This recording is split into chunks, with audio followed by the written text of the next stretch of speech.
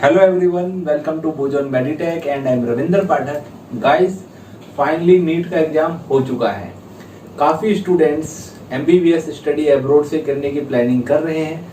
ऐसे में आप लोग डिफरेंट कंसल्टेंट को अप्रोच करते हैं, नेट के थ्रू या यूट्यूब के थ्रू काफ़ी सर्च करते हैं, नॉलेज गेन करते हैं कि कौन सी यूनिवर्सिटी बेस्ट है अब्रॉड की, कौन सी कंट्री बेस्ट है।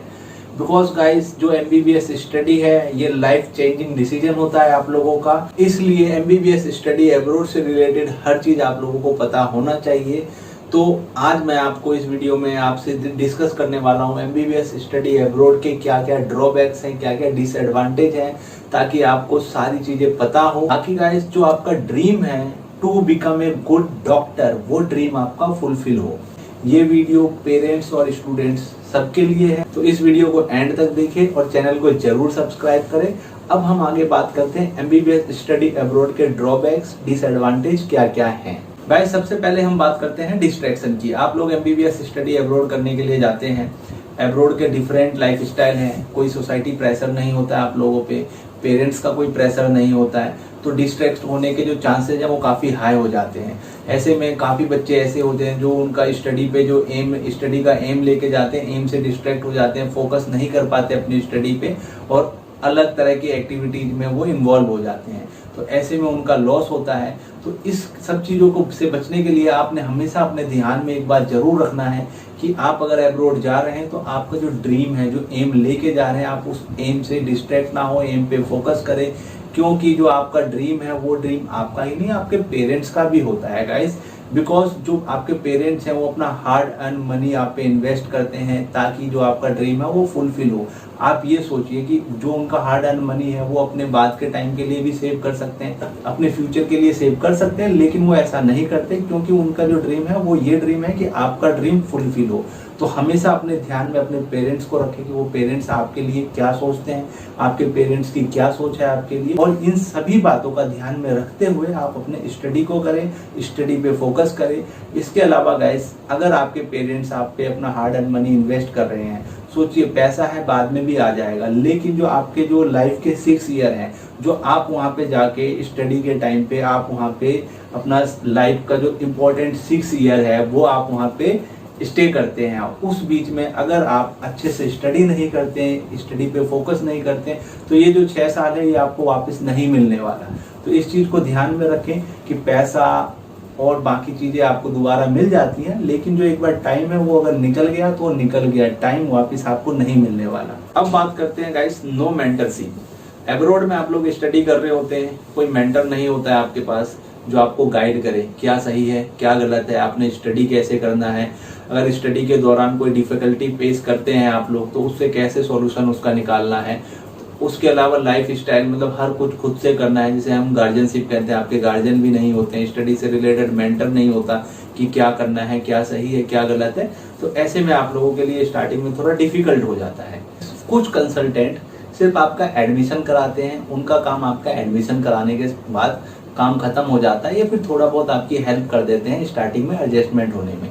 लेकिन बी एट बोजन मेडिटेक हम आपके साथ आपके पीजी का रोड मैप तक, जो आपका पीजी का रोड मैप है वहाँ तक हम आपके साथ होते हैं, हम आपकी हेल्प करते हैं, हम आपको स्टेप बाय स्टेप गाइड करते हैं, ताकि आप जब इंडिया कम बैक हो, रिटर्न हो, तो यहाँ लाइसेंसिंग एग्जाम MCI का है उसको भी आपने क्लियर करना है।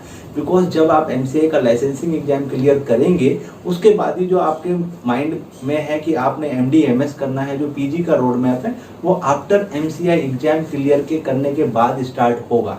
तो ये सारी चीज़ें जो हैं उसमें हम आपके साथ होते हैं, हर स्टेप पे हम आपकी हेल्प करते हैं, क्योंकि गाइस हमारी खुद की फैकल्टी है जो इंडिया में ऑलरेडी MCI की क्लासेस प्रोवाइड करती हैं। इसके अलावा इंडिया में पीजी की क्लासेस प्रोवाइड करती हैं, साथ के साथ अब्रॉड में जितनी भी यूनिवर्सिटी है जिसके साथ हमारा टाई अप है वहाँ पे हम MCI की क्लासेस प्रोवाइड करते हैं। तो गाइस अब बात करते हैं फोकस इशू की। आप लोग जब नई कंट्री में जाते हैं, वहाँ स्टडी करने के लिए आप जाते हैं, तो वहाँ का कल्चर अलग होता है, लाइफ स्टाइल अलग होता है। तो ऐसे में आप लोग अपना जो एम होता है, फोकस होता है, उससे आपका फोकस इशू हट जाता है, डिस्ट्रैक्शन आती है। तो आप इस चीज को ध्यान में रखें कि आपका जो फोकस है वो आपके एम पे होना चाहिए। अगर आप लोगों का एक बार अपने स्टडी पे से फोकस हट जाता है तो जो आपका सिलेबस होता है, स्टडी है, वो काफी पीछे छूट जाता है। और ये पीछे छूटने की वजह से जो आपने आगे कोप अप करना है उसमें बहुत ही ज्यादा आप डिफिकल्ट फेस करते हैं। तो आपने ध्यान रखना है जो आपका फोकस है वो आपके एम पे हो, जो आपका स्टडी है उस पे हो, जो आप ड्रीम इंडिया से लेके जा रहे हैं डॉक्टर बनने का, सिर्फ उस पे हो। बात करते हैं गाइड्स बैड हैबिट्स की।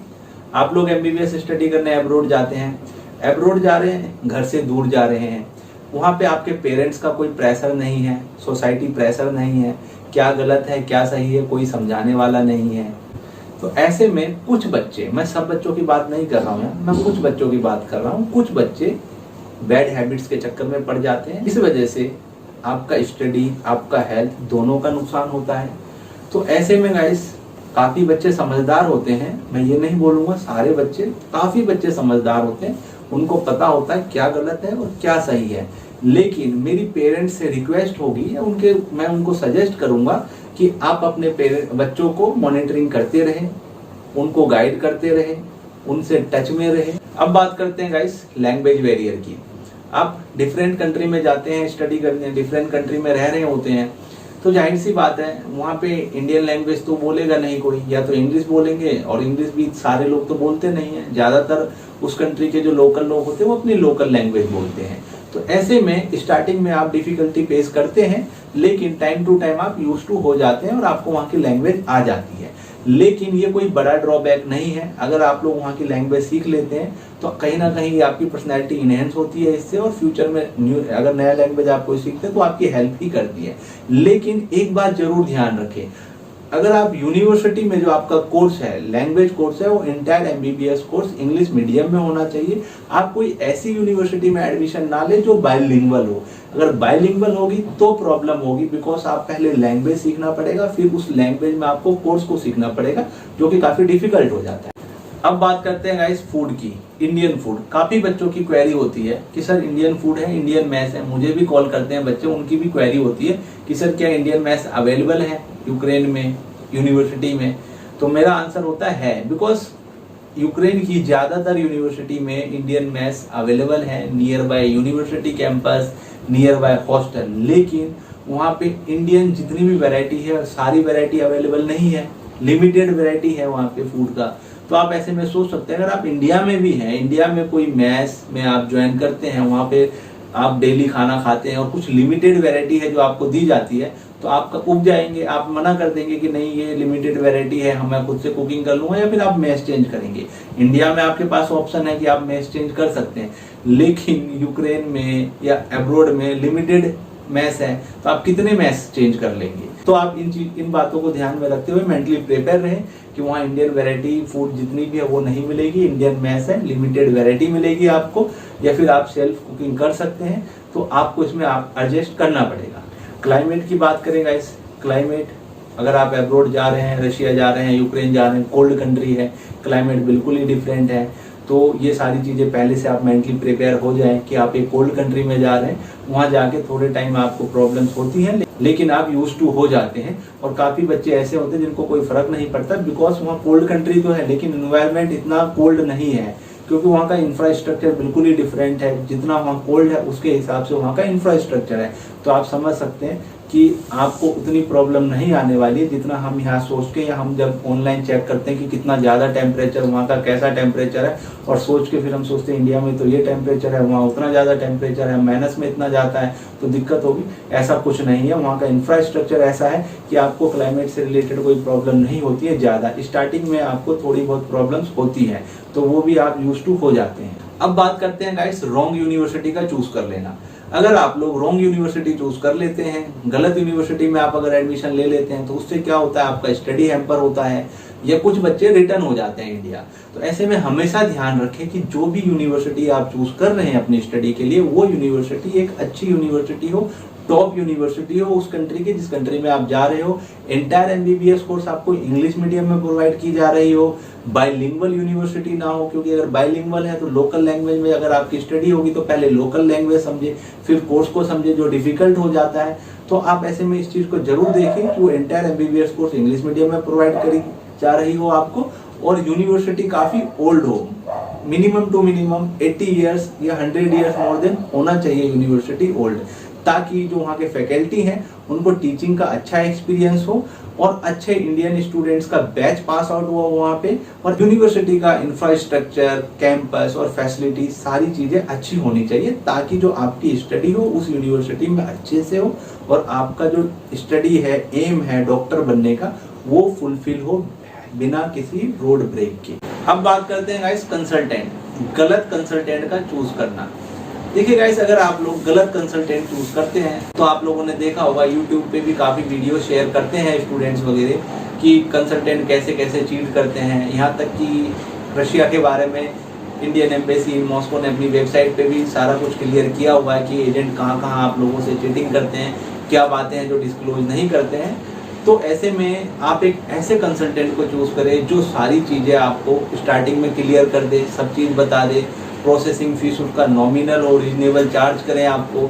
इसके अलावा कुछ कंसल्टेंट हैं जो अच्छे हैं, वो सिर्फ आपको एडमिशन करा देते हैं, स्टार्टिंग में आप जब तक एडजस्ट नहीं हो जाते आपकी हेल्प करते हैं। लेकिन आप हमेशा ऐसे कंसल्टेंट को प्रेफर करें जो कंसल्टेंट आपका हैसल फ्री एडमिशन कराए, जिसका नॉमिनल चार्जेस हो, रीजनेबल चार्ज करे आपसे प्रोसेसिंग फीस। सबसे जरूरी बात यह है गाइस कि जिस कंसल्टेंट के थ्रू आप एडमिशन ले रहे हैं वो कंसल्टेंट आपका hassle free admission, nominal charges के साथ साथ आपको एकेडमिक सपोर्ट भी करे।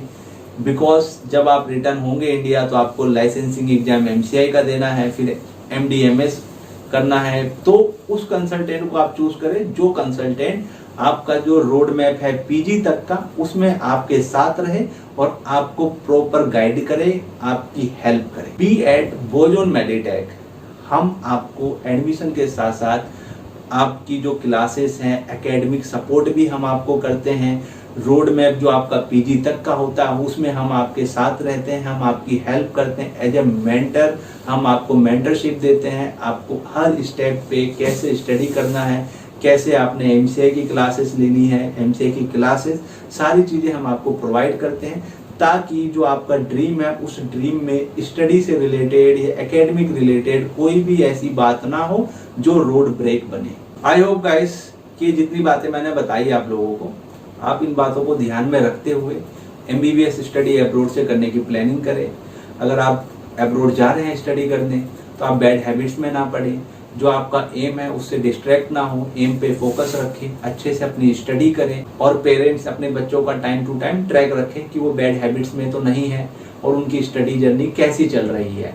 क्योंकि गाइस काफ़ी ऐसे बच्चे हैं जो MBBS स्टडी अब्रोड से करते हैं, इंडिया आते हैं, फर्स्ट अटेम्प्ट में MCA का एग्जाम क्लियर करते हैं, PG सीट लेते हैं, MD/MS करते हैं। इन सभी बातों को ध्यान में रखते हुए आप अपने एम पे फोकस करें अगर आप अब्रॉड जा रहे हैं और स्टडी पे अपना फोकस बनाएं। तो गाइस, अगर आप लोग MBBS स्टडी यूक्रेन से करने की प्लानिंग कर रहे हैं और आप हमारे बोजोन मेडिटेक के थ्रू एडमिशन लेना चाहते हैं तो आप मुझे डायरेक्ट कॉल कर सकते हैं। हम आपको एडमिशन के साथ साथ MCA की क्लासेस भी प्रोवाइड करते हैं।